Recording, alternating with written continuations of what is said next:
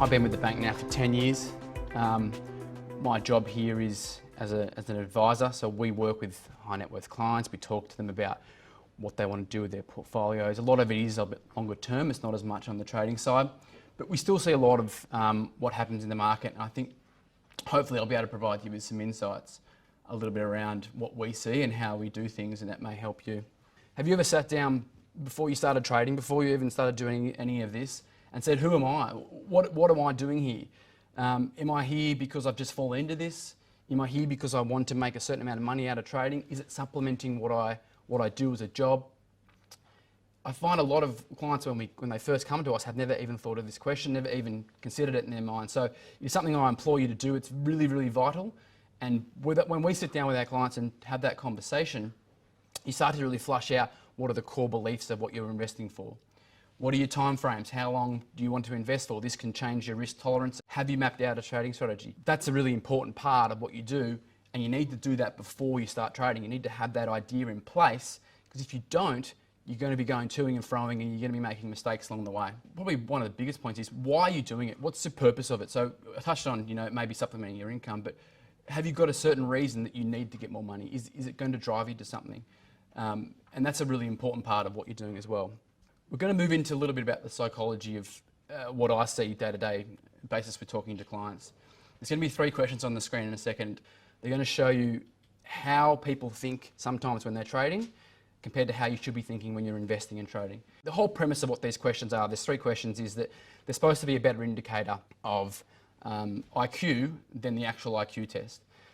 They've been developed by I think it was a Harvard psychological behaviourist, and he's sort of made the idea of, okay, if you can get pretty close to getting these right, you'll go a pretty long way. I think the statistics are a third get none right, 17% got all right, and the rest of them sort of sit in the middle. A bat and a ball cost $1.10 in total. The bat costs $1 more than the ball. How much does the ball cost? Now that seems like a pretty simple question, but the initial thought in your head is that it's 10 cents. If it's 10 cents and it costs $1 more than the bat, that means you've got a total of $1.20, not $1.10. So the answer for the first one is 5 cents. If you add the 2 together, 105 and 5 is 110. The second question, if it takes 5 minutes for 5 machines to make 5 widgets, how long does it take 100 machines to make 100 widgets? They're a little bit of a trick question, so you're thinking, okay, well, it's probably not 100. It's probably not 1. But what's the answer? So let's say 1 machine makes 1 widget. How long does it take? It takes 5 minutes. So if 2 machines make 2 widgets, it's still going to take 5 minutes. So if 100 machines make 100 widgets, it's still going to take 5 minutes. Again, it's trying to trick your brain a little bit and say, I got all these numbers, all these things going on, what's the right answer? And I think this one's probably the easiest. So in a lake, there's a patch of lily pads. Every day, the patch doubles in size. If it takes 48 days for the patch to cover the entire lake, how long does it take to cover half the lake? This one you've got to think backwards a little bit and say, okay, the lake is covered in full in 48 days. It's had to double to get here. The day before, it's half the size, so it's half the lake. So 47 days is the answer to the last one. The purpose of these 3 questions was just to show you the different systems that the brain utilises. Now this is Daniel Kahneman. Some of you may have seen him, some of you may have read his book he released a couple of years ago, Thinking Fast and Slow. It does teach you a lot of things, and it's really a really great reading. What a core of what he's saying here is that there's 2 types of systems in the brain. One is the first system. This is the system that your brain uses on a day-to-day basis. It's your habitual brain. It's your fast-acting brain. It's where you're not going to really have too much thought process involved. It's your reactionary brain. The other side is your calculation side. It's the part where you can sit down and do some more deep thinking and have these complex calculations and much more logical. What we're going to talk about, and when we come to these biases in the next couple of slides, is you need to think about when you're trading and when you're investing, and what we try to do with our clients is use system 2. Get away from the emotion, move away from all that, the processing in your brain that's forcing you to do things when you know that probably isn't right, but I'm going to go with my gut. Now, the gut's going to get you somewhere some other time. But as Davin has just showed in his charts, you need to do the research. You need to put the work in if you're going to get a good result. And this is the key to system 2. The key to system 2 is that you're going to be putting the work in. This whole investing premise and this whole way that you should, that you're going to trade shouldn't be easy. If it's easy, everyone would be doing it, and that's an obvious thing to say. But you need to put the time in. There's no quick answer. There's no quick fix. I'm personally am not much of a technical trader. I'm more a fundamentalist, and looking from a fundamental point of view, I know that if I need to invest in a company, I need to spend a lot of time and a lot of effort understanding that business, working out where I think value is, then applying that to where the price is to justify if I should buy it.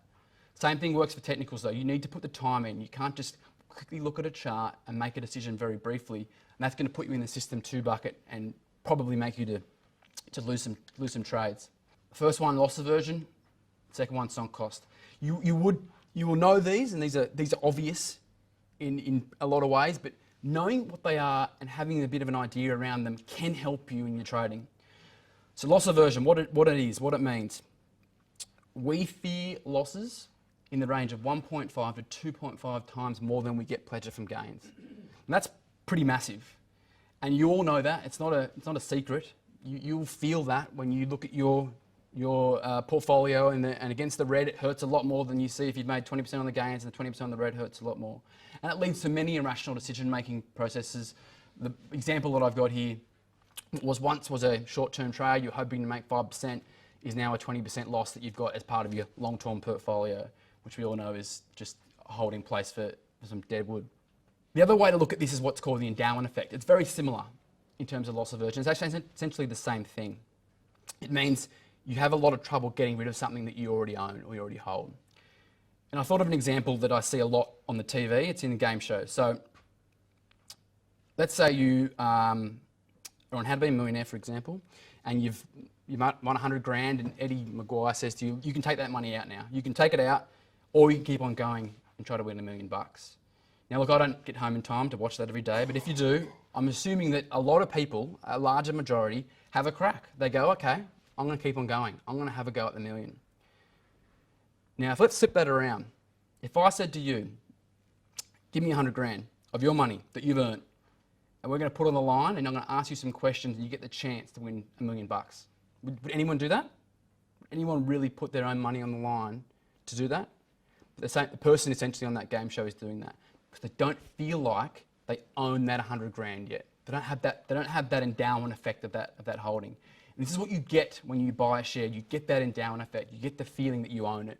And it makes it very difficult when you get to a point where you are making losses on it then to sell that share. And that comes a little bit into sunk costs. Sunk costs are slightly different. The purpose is abandoning something that you've already invested in, whether it be time, whether it be money. And look, it happened in a myriad of corporate decision-making procedures. One of the largest one is the Concorde, where they sunk a lot of money in. It was never going to work out, but they kept pumping money in. The idea here is that if you're in a position that you are holding shares that are down, and you know in your heart of hearts that this is probably not the right thing for me to do, but there's potentially pride overriding you or a sunk cost overriding you, you need to have a good hard look at the objective view of what you're actually holding and is it at the right place to be. And now if you do use stop losses, that's great because you're taking that away a little bit. You're moving away from that, and that's really important. But it's something that I see time and time again with clients. They come to us and say, oh, I think we should sell that. Oh, no, I bought that a couple of years ago. So, who cares? What is it worth now? What is it worth to you in the future? And it's something that we see a lot. So it's something that you really need to start thinking about. These two are what's called confirmation bias and overconfidence. They're in the blue there. Confirmation bias was you may actually see, let's say you form a view, right? And you're very happy with BHP, and you've made a view that there's a few certain points that you want to buy it for, and it's come up on your trading and it looks good. You will actively, this is a human nature thing, you will actively go out of your way to find things that will confirm that view. You will read a research report that says the complete opposite, and you will find a way to confirm your view. The idea here is that what you want to do is to play the devil's advocate. Say, okay, am I being really objective with what I'm saying here? And this is just not for trading, this is in general for life. There's many a way that people have conversations where confirmation bias overrides what is reality and what's really happening. But it is, if you can, it is the best way. If you can sit back and say, and I try to do it for myself, for my own clients and my own trades, what are we missing? Is there things that we're missing? Is there risks that we're not seeing? So what are we looking to do? Same with overconfidence. Overconfidence is something that we as a, again, human race are prone to. We feel like we have the ability to predict what's going to happen really without cause. And we put a lot of faith in people who can do that. A lot of economists paid a lot amount of money, but if you look at the actual statistics, it probably isn't so great.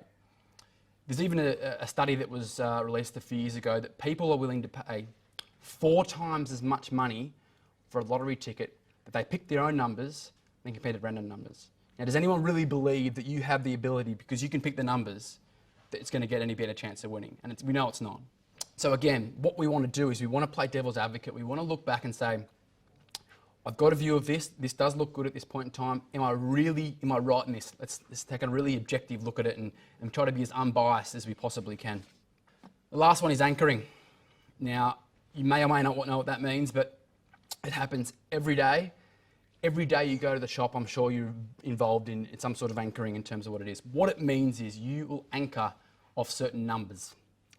For example, if you go to David Jones and especially in the sale time, and you see, okay, I want to buy a jacket and the jacket's $500.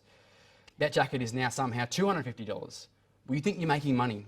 You've anchored off the $500 mark and you're making value and it's worthwhile buying. My wife does it a lot. And the real value is the fact that it is worth $250. That's the number, not the old number that it was worth before. And that's consumer shops, they know what consumers do and they understand this very well. If you say to yourself, well, I bought this share at $45 and now it's worth $32. That means I need to buy more of it. I need to do this. Again, there's no objectivity in that. There's no thinking around what am I really doing? What am I actually doing? You're basing off a certain number that you bought a long time ago. That number means nothing to anyone other than you. It means nothing. It means something to your profitability, but is there any value in that number to anyone else? And there's not. There's some reading here, as I mentioned, Thinking Fast and Slow. Another great book by a guy named Dan Ariely. Again, these aren't specifically market books, but they're really, really good books to get your head around psychology. Some strategies to be more rational. Now, I try to put these in place with some of my clients, so we try to talk about these things, again, before we start trading. The first one is one of the most important things to do, is determine what you want out of your trade before you do it. By doing that, you're going to remove the emotion. The emotion is probably one of the biggest detriments to trading that you can possibly get, because you get in that, as you mentioned, the hope trade and the problems around that. By saying, or setting certain strategies, I want to make 10% and I'm happy to make 10%, it gets there and I'll take it. Or I don't want to lose 5%, I'll pull myself out at 5%. Whatever those numbers are, as long as you figure what they are out before you start trading, you'll be in a much better position going down the path. This one's a bit strange and something that most people probably wouldn't do, but it is really good. It's establish a trading diary. By writing down why you're investing and what the purpose of your investment in this company was, especially if it's a trade, you can say, I entered here and I entered here for these reasons. It will take away that hindsight bias. So you can look back and say, okay, I made a mistake on this one. And you will learn from that. Follow that strategy concisely, stick to it. Don't get that hope trade, as he mentioned as well. Don't get to that position where, oh, look, it might go back up. And that is probably the worst possible thing you can do, and it will burn you every time. So you've got your strategy, you've got it in place, you know what you want to do. If you're a fundamental guy, you focus on things with certain debt-to-equity ratios, certain PEs, and you're happy to do that. Or if you're a technical guy, you follow a breakout on a certain indicator. But then you read something in the paper, and you get scared, and you pull the pin. You're like, oh, I'm not too sure what's going on. That media noise is not there to help you. It will hinder you every time. There is definitely reasons why there is benefit there. You may read something that you didn't know about and it will affect your trading decision. But most of the time, if you stick to your strategy and stick to what you know, you will do much better than reading what's in the media. They're not there to help you. And this last point I say to my clients a lot is, look, we're much more around investing and not around trading, but it is not an exciting pastime. It is not fun, and it shouldn't be fun. It is for wealth generation, and for me it's for long term, and it's about trying to generate a long-term value of wealth that you can utilise over a long period of time, instead of having the thrill and the excitement of what is essentially sometimes, like we've seen many clients, in a gambling way. and they don't have these strategies. They don't think this way. They just go and buy and sell and hope for the best. If you do want that, there's better alternatives. The market will burn you significantly. So I hope you've learned a little bit about our business and about the ways that we think in terms of psychology. Now, psychology may or may not help you specifically. You're not going to get actual indicators to be able to buy and sell, but it is a vital part of what your trading is. And most people will lose money because of the psychology of how they're trading. But I hope you learned something, and I hope you're better traders for it. Thank you.